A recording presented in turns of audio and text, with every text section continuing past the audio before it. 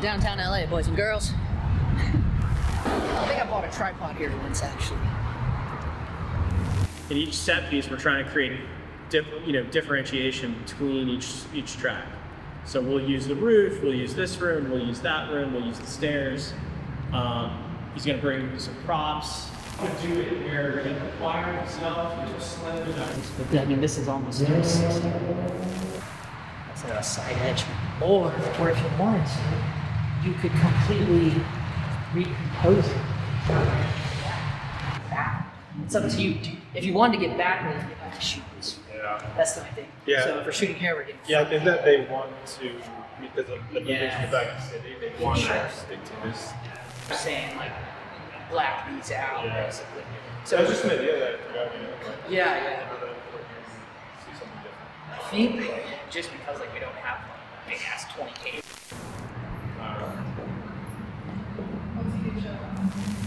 Oh my god, bro.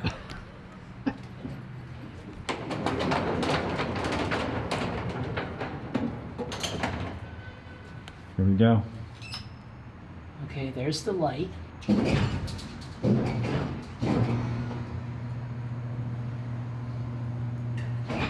It definitely functions. Nice. We're gonna ride it down and see where it goes. All right, cool. All right, I got an awesome DM the other day. Please, can you make a video on how to scout a place with light meter and how to know how much light needed for that location? So I absolutely love that. I did have a video on this long ago. It's quite old at this point, outdated, so I thought, hey, let's make a new one. Now, the upside to the older one is that I was actually doing location scouts at the time because I was in the process of gaffing a series of music videos back then. This was a few years back. And this time, I'm not currently doing any location scouts, but with this awesome program called Satellite 3D, we can kind of do any location scout we want. Now, this is not a paid ad. I am not sponsored by Satellite. They have never partnered with this channel. They've never reached out to me for anything. This is a program that I bought with my own money. I use it all the time. I talk about it all the time, and I love using it. So this is a JPEG. This is what you can do as an export. You can also export PDFs of this. But this is basically an exact job that I worked on. This was a pilot that I was the director of photography on. As you can see, you have an overhead diagram here. Everything is labeled because I do like to email this prior to the job to my crew so they know kind of my plans, my ambition. Certainly like sharing this with the gaffer, get his ideas, his or her ideas on things going on. But you get the overhead diagram, you get an actual idea of what it will look like in camera, and then down below, just for visualization, you kind of see like where the modifiers and lights and things are. Here's an example of an office that we did. Now, things definitely changed on the day, but this kind of gives you an idea of how we did things. There were big windows, and then I can show you some screen grabs of that project. I think that's okay to share some of these screen grabs, and here's a shot of the final. This is a screen grab with the FX6. Okay, so just to give you an idea of what you can do, if you're curious about my experience in the industry, you can go to my landing page of my YouTube channel, youtube.com/JustinPhillip, and you can check out, I have some playlists on there of projects that I was the DP on, and also projects that I was the gaffer or the lighting designer on. And you'll see in there are some pretty heavy music videos that actually went viral for some pretty big artists, like Andy Grammer and Two Friends featuring Fitz of Fitz and the Tantrums. So I do have a little bit of experience of lighting projects that kind of are a big deal, but didn't have a very large budget, right? They were very DOGTIMES budgets, okay? I just kind of live in that zone of DIY, let's do things on a shoestring. I absolutely love it. Now, the downside with jobs like that, 60% of them don't even have the time, let alone the budget, to do a real location scout. So a lot of times they're just working with pictures they send you or something like that. And that's where something like this program can really help us out. So what we are going to do is we are going to pretend that we are in a virtual location scout right now. I have my light meters with me here. I have the Sekonic, what is this? The L858DU. And I also take my color meter with me. This is the Sekonic C800. And we'll talk about why I take the color meter, but I also always like to take a camera with me, a digital camera camera. It doesn't matter what camera you take with you. That was one of the bonuses of having the Sigma FP back in the day, because it really worked nice as a director's viewfinder. It actually has like a director's viewfinder mode to like match with certain Red and Arri cameras and the Sony Venice, but really you just need any camera. The last location scout that I went on, I took this little guy, the Sony RX100 Mark VII. I know it's only a 1-inch sensor, but man, it's the equivalent of a 24 to 200 mil full frame equivalent. So you have a 24 to 200 in your pocket, okay? It's pretty cool. I've done videos on this camera. I absolutely love this camera. I mean, look how tiny it is. It is kind of really nice to just have in your pocket and take on a scout. Or you can just use an app. There's an awesome app that I have mentioned plenty of times. It's called Artemis Pro. You can go in there, throw in any lens. You can make it anamorphic. You can do whatever. You can add macro lenses. You can find any camera in there, film or digital. And they even have like a fake depth of field mode. But the reality is you could use any camera. I could take my A7C Mark II, throw a grip on the bottom quarter 20, put a PL adapter on there. It's full frame. It's going to perfectly match my FX6. You can use whatever. It's just good to take some sort of camera with you. At the end of the day, you'll always have your phone. Okay, so let's get in here. You'll see that we are completely dark in here, right? You look over here, you can see what the camera is seeing. I've already set this up for 16:9, 1/50th of a second shutter speed. I put it at ISO 400 just as a base generic thing. F2, and we have a 75 mil on the camera.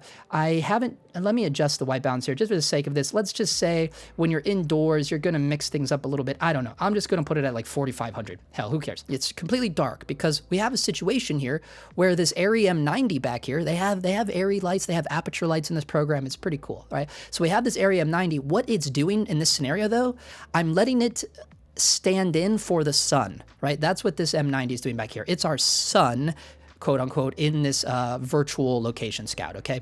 So you'll notice what's going on here. We get this crazy blast of light back here. We're getting some cool shadows on these rust-colored walls back here. This is a very realistic scenario, right, of where you could find yourself in, whether you're on a location scout or you just showed up on the day and the director is like, yes, we want to shoot this way, whether you're the DP or the gaffer or whatever you're doing on set. Maybe you're the director, right? Sometimes we do it all. Hey, yes, we've all done that, right? Certainly in the corporate world, you could very well find yourself in the scenario where like, fuck, that sun is blasting in. Well, you can just start dropping in ND and see how much ND you would have to put in to save that window back there, right? So if we put in a 4-stop ND, a 1.2, now you can see we're starting to get detail back there. So we do want to look out the window. Why? Because that adds a little bit more depth to the shot, right? So it is nice if we can preserve the window a little bit. Let's back up here. Let's say you're on a real scout, you don't have a camera, but if you have a light meter, this is where you could easily figure out what's going on out there. Just a quick crash course on the light meter. This one has both a spot meter and an incident meter, right? So for pretending the meter is your subject, you put it dome out. Remember, the dome is there to represent the human face, but usually if you want to get a direct reading, right, you can push the dome in. This is what I would do to try to get a reading of what that sun is doing back there. So I would go in there, I would stand roughly where the talent is standing on this program here. I would put the dome in because I want to get a direct reading of that sun coming in. I would make sure that there are no other lights on in the space, like what we see here. That's the sun blasting in there is literally all that's going on. Oh, I should tell you, just another quick crash course, you want to make sure that your settings are in here. What's great about this LA58DU Sekonic light meter is that this is good for photography and cinematography. So I put it in cine mode. We got 24 frames per second. Let's see, let's match my ISO. I put 400 on the program, so let me change the ISO to 400 on here, and then 180 degree shutter angle, right? Again, I'm gonna take the reading behind me. Now in this scenario, very, very low light situation. I'm in here. I don't have sun blasting in at me, right?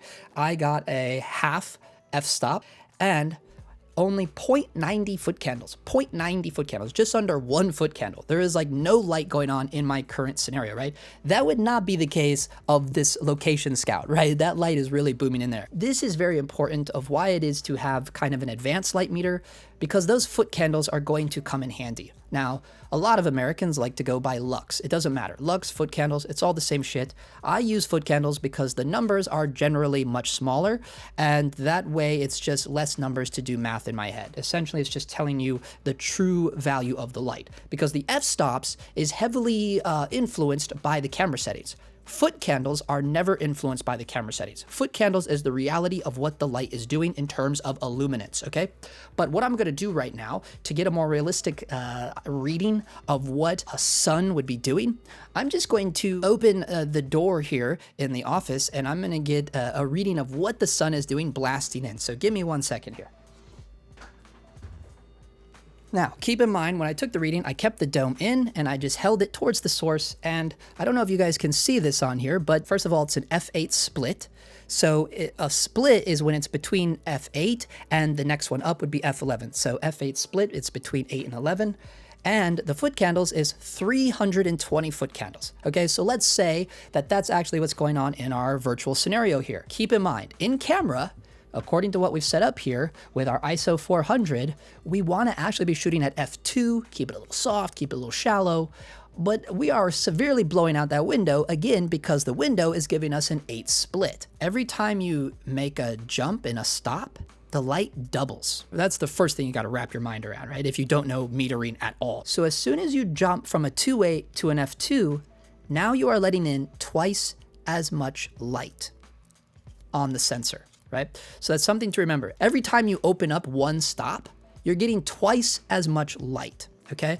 Every stop difference doubles the light. You would have to try your best to schedule your location scout at generally the same time of day that you would be shooting there. Now, the perfect app to do that, again, not a sponsorship, but these are apps that I literally paid for and use. I use 2 apps. One of them is called Sunseeker, and the other one is called Helios. Helios is actually made by the same company that makes Artemis Pro, so maybe you could get like a bundle package.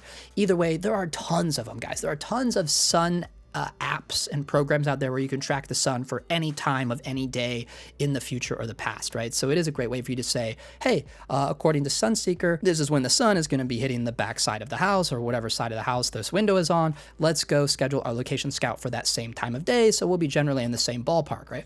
You do want to keep things like that in the back of your head. What I have as a little bonus for all of my Patreon members, I made this thing long ago called the Gaffer's Cheat Sheet. This is something I have made and I have been constantly updating it.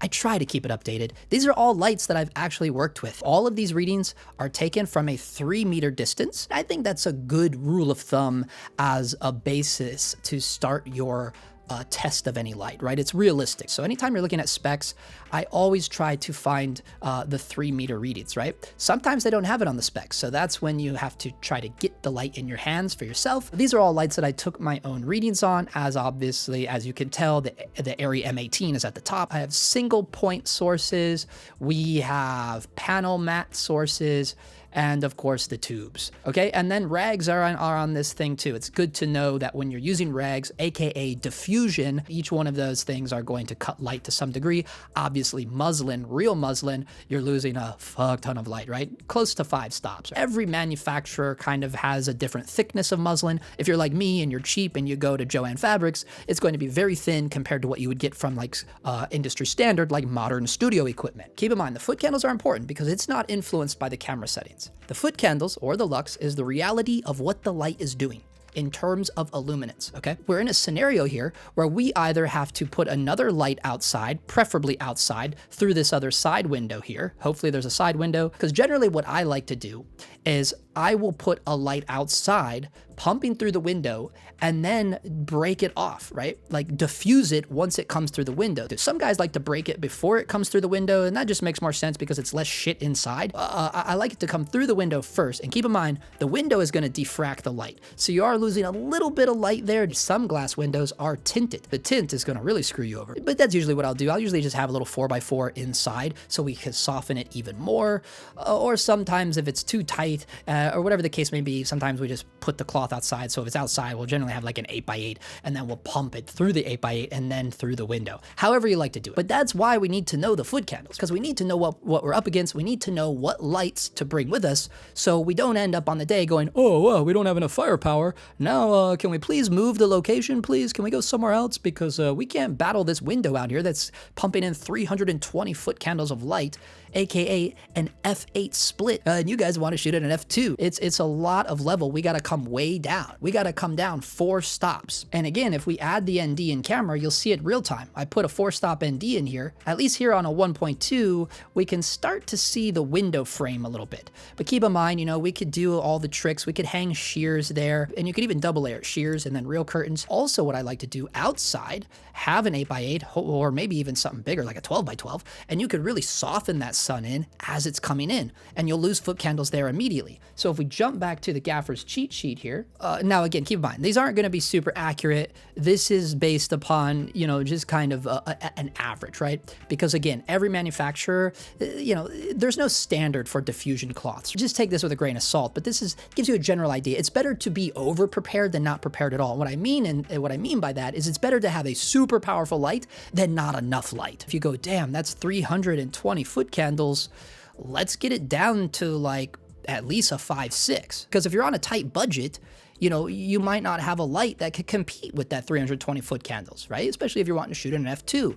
So you go, okay, let's get something that's gonna cut it a lot. Like, let's fucking put a magic cloth out there. We're gonna, that'll drop us down 2.5 stops. So now we'll go from an 8 split and we'll come down to like a 4. Hey, that would be a big win. Now you only need a light powerful enough to compete with a 4. Well, that's not going to be nearly as hard to do. That's only a 2-stop difference versus a 4.5 stop difference. Let's hope you have the budget to at least pull an Aperture 1200D, right? Let's start there. So here you can see from 3 meters, this is 3 meters, with no reflector on, it's 640 foot candles. So that's what the light is actually capable of all on its own. Because the magic of all the mono lights is the reflectors. Because we know as soon as we start putting reflectors on there, and they always come with their reflector kit, the wide, the medium, and the narrow, you can see with the narrow from 3 meters, it's 2,400 foot candles, right? That is hella insane, but keep in mind, it's a very narrow beam. It's only a 15-degree beam angle. But even the medium reflector, 30-degree beam angle, 1,200 foot candles from a 3-meter distance. Keep in mind, we are going to cut it. We're not just going to blast it through the window. Not only are we breaking it with a magic cloth, which is going to cut that 2.5 stops, but also it's going to be further away than 3 meters. I can guarantee it. The further you get away, now you are losing drastic amounts of light. So if we do a quick little research on our inverse square law, what is this from greatbigphotographyworld.com? I don't know. The further you get away from the light, obviously the beam is going to get larger, you know, because you're getting further away. The spread is getting larger. What's happening is though, you're losing a fuck ton of light. It's decreasing by 2 f-stops. So the inverse square law is really important to remember when you are shopping for your lights, whether if you're literally investing in lights or if you're just renting the lights for a particular job. And this is why it is super important to do the location scout and why I take my little Bosch laser measurer here with me, because this helps me kind of get a really accurate idea of how far a lamp is going to be from the subject or whatever area we are trying to illuminate, right? And chances are I can put money on it that if your light is parked outside, it's definitely going to be way more than 3 meters away. So I think a more realistic idea would be, hey, let's just pretend that the light is going to be 6 meters away. So now that we know what we know about the inverse square law, when we go back and look at the specs of our light, which in this case is the Aperture 1200D, and we see like, okay, well, what gives us the most output? Obviously, it's going to be with that narrow reflector on. Very narrow indeed it is. It is only a 15-degree beam angle, but we know now that, oh, it's actually going to be 6 meters away, which is double this distance of the reading of the spec, which is 3 meters. So all we have to do is times the 15 by 4. So now we know that our beam angle is now much wider. Now it's a 60-degree beam angle. The downside is our 2,400 foot candles is going to be much less. Again, you divide it by 4 because of the inverse square law. So now what we're actually working with that narrow beam reflector on there from 6 meters away is really only 600 foot candles. That's how much we have went down in output. And the sad part is that 600 foot candles is going to come down even more because we haven't even started figuring out what diffusion rag we want to cut it with. For instance, if we were to cut it with a magic cloth, which I was being pretty lenient, there are some magic cloths that cut more like 3 stops of light. You got to figure, remember what we talked about in the beginning where I said every stop of light is twice the amount of illuminance. So in order to figure out what a magic cloth is going to cut away, you just work backwards. So essentially, you're going to divide that 600 by 4 because you're going 1 stop, you're going to lose half the output. That's going to bring it down to 300 foot candles. If you drop another stop, now that's only going to be 150 foot candles out of your huge 1200D with its narrow reflector on. Keep in mind, all of this is from 6 meters away. But again, this is the reality of what's actually going on. So here's another tool I like to use. I've mentioned this plenty of times in the past. This is the Pcam Pro app, okay? And I use this just as a quick way to get exposure. I do this in the pre-production as well. This kind of gives you an idea. So I've already put in here my filters. I have the 4 stops of ND along with the just a black pro mist, just to let it know, like, hey, I know there's always gonna be some kind of diffusion on the lens. You gotta remember, all of that is cutting light to your sensor, okay? And you'll notice at 400 ASA, we need 242 foot candles, right? We're not going to get it. We're not going to get it with all of our current setup. So you say, well, that's fine. Most cameras shoot at 800 ASA. All right, so let's just swap it out. At 800 ASA, now we only need 121 foot candles to get proper exposure and save our shadows. The downside is that, damn, usually you like to give yourself a little more wiggle room than 25 foot candles. So we are really drawing the line very, very close there as it is with just that one 1200D. These lights are not actually as powerful as you think they are when it comes to competing with the sun. That's just to find out what your key light is. So you go, Justin, what would we do? What could we get then? Well, you know you're going to need something more powerful than a 1200D. And for a lot of jobs, a lot of like DIY shoestring jobs, that might be hard for you to do that. Maybe it could be easy to get 2 1200s, and then you gotta kind of like stack them side by side. Do yourself a favor, get 2 huge rolling combo stands and pop both of those bitches on there. Or you tell your director or your producer, you say, we need to go get the big boy lights. Well, the big boy lights are what we have in the scenario of this thing, what's parked back here acting as our sun, right? That's an M90 back there. I mean, you probably, if you want to go super crazy, but keep in mind, when you start getting in the world of hot lights, now you're going to have to get yourself a big boy gaffer that knows how to use generators and is an actual electrician. That's one of the reasons gaffers get paid what they do. It's one of the reasons why gaffers are above the line, right? They understand electricity, and because it's a safety concern for multiple reasons. And even if you do get 2 1200Ds, you still want to make sure that you're not pulling both of those off of the same wall. You understand what I mean? Because they're kind of maxing out the normal outlet, one of them on their own, right?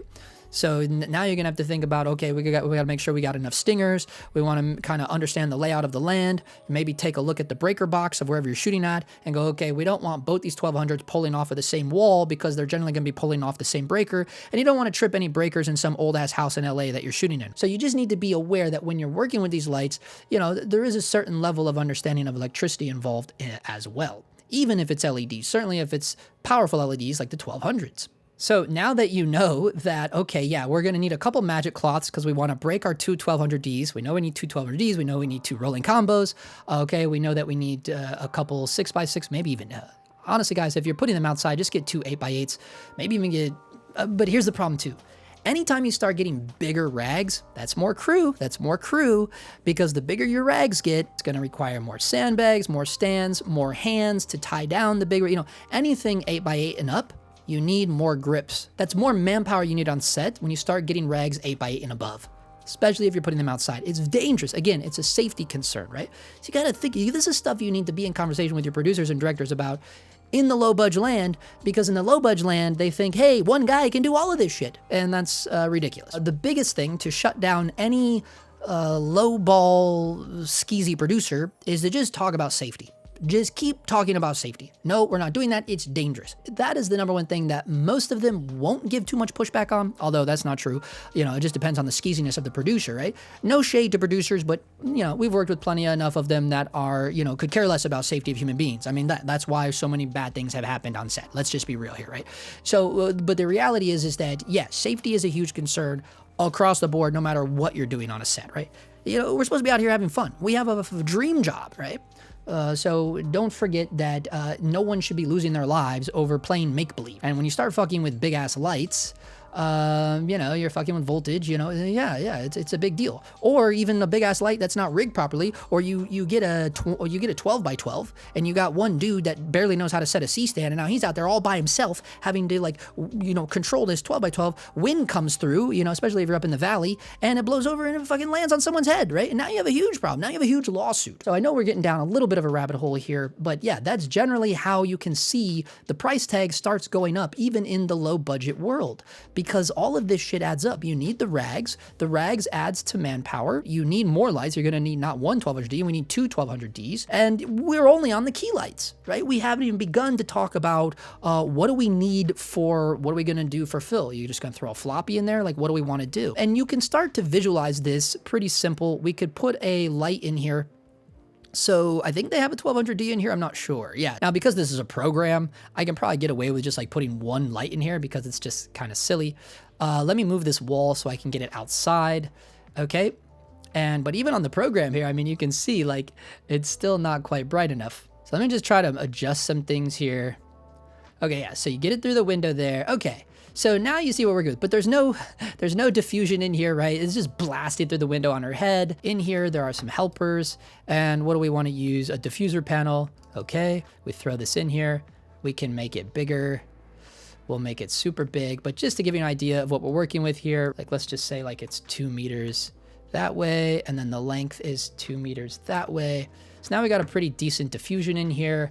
I'm gonna get it right on top of her, something like that, right? You know, it's not exactly pretty looking, you know, it would take a lot of time, you know, you'd have to move things around. This isn't a lighting breakdown, right? Like, keep in mind here, right? We're just trying to get an idea of the previs. That's just your key lights, right? So then you gotta think about modifiers. You'll probably want a floppy in here. So we throw this guy in here to give you an idea of what you're gonna be working with. And then let's see how close we can get the floppy in here, something like that. We'll pull it out this way. And that'll help block some of the return light off the walls and stuff. And then you might say, well, whoop, I keep moving that wall on accident. And then you might say, well, then we'll probably need something like a bounce card of some kind. So we bring our little B-board in here. Yeah, it gets a little tricky when you have like a lot of stuff in here. Let me pull this out. Let me zoom out now.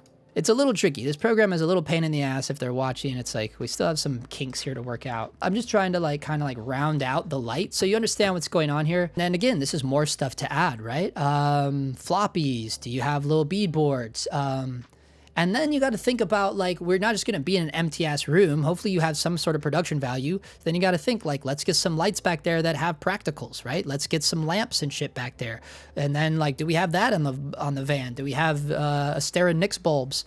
Those are the ones I prefer. A lot of people like to use the aperture bulbs, but, you know, like, use whatever bulbs you want, but you need some way to, you know, swap those bulbs out. Or if you're old school, you go get your own bulbs from Lowe's or whatever it is, and then you put little hand squeezers on them where you can at least dim them manually, you know? So it's just all a lot of things you got to think about. Are the walls big and blank? Do we have a production designer at all? If we don't have a production designer, like, what can we do? Like, tapestries are like the one that I always go for, like, just some weird tapestry, make it hippy dippy, just anything on the walls to kind of spice it up a little bit. Go get some little stick-on shelves, like anything. You know, if you start getting in the world of pictures, a lot of times is you got to take the glass out of the picture frame because it's going to be reflections and glare. Or you can do the trick where you take paper tape, you ball it up and you shove it between the wall and the frame to get it to pull off the wall a little bit to kind of fight the reflection. You know, it's just things to think about when you're on the location scout beyond just the lighting. The color meter also gives foot candles and everything. But I also just like to do it just to get a general ambience color temp reading of what's going on. For exteriors, I don't really care, but interior, I do care because everything is going to influence the color temp inside. And what I mean by that is the color of the walls, what kind of color temp is bouncing off of those walls, just the ambient color temp, room tone, I guess, whatever you want to call it. It's just nice to do that to get an idea of where the room lives naturally, because then I usually like to tie into that. So let's say I was there on the day and I stood there where the gal is standing or where the talent might be standing, and I take a reading. Let's just say this is the sun, right? Let's say I'm in the room and here's the sun coming through the window and I just go, okay, where does this room naturally sit on its own? And oh, okay, so I'm getting a 5400. So I know, like, that tells me, like, okay, I'm getting 5400 Kelvin in here just naturally. So then what I generally would do is I go, let's build off of that. Let's match what the room already naturally is.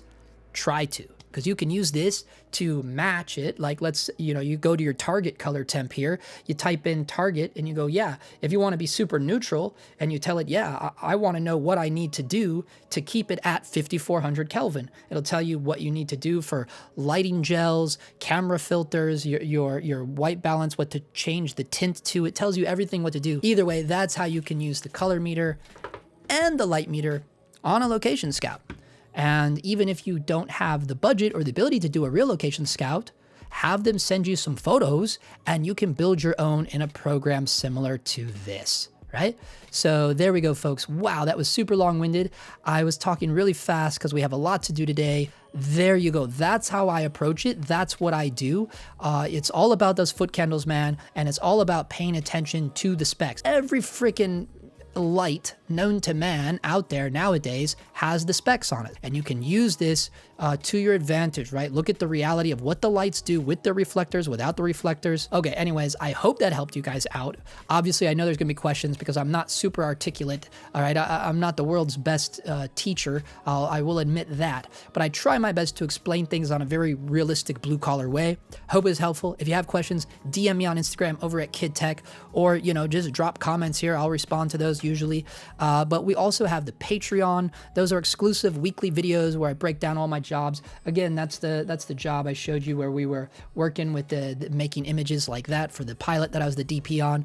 And we have, for our members only, huge shout out to our members only. Shout out to the homie Fred Parr, all of the channel members. It's really rad. It's kind of a new thing. The channel members only videos are different than the videos on the Patreon. So we're putting out so many videos every week, guys. There's plenty of places for resources here on the Justin Phillip channel. Thank you for joining in. Join us for the Sunday night live streams every Sunday night, 7 p.m. Pacific Standard Time. We'll see you in the next one.